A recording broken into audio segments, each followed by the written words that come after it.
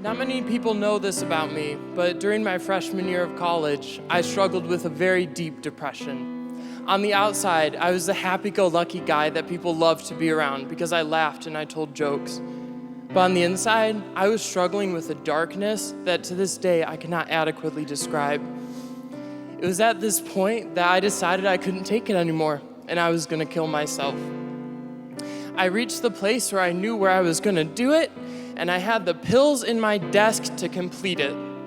So I was talking to my parents, and I couldn't hide it. They knew there were issues going on, so they asked me to come home mid-semester. I told them that I would, and then I made a plan. I would leave late one night, and during the night, I would be so exhausted that I would crash my car and die. Problem solved.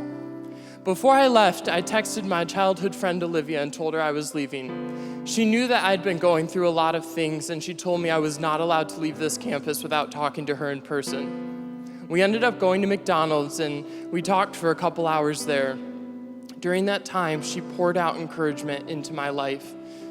It was then that I credit a partial turning in my depression because I really started seeking help then, and I ended up going to professional counseling services here. She didn't say anything huge. She's not a professional counselor. She didn't run me through a 3-point sermon or an intervention. All she did was be a friend who sat and listened to me and encouraged me. That's all she did. And I credit that to saving my life. So some of you may be thinking that the small things that you do are not being used by God, that God's not gonna take what we're doing for someone, that note you write or that message you send someone, and he's not gonna use it in his plan. I'm here to challenge that thought. That is wrong. Those are the lies of Satan, because that small thing called a meal at McDonald's, that saved my life. God used that to keep me here today.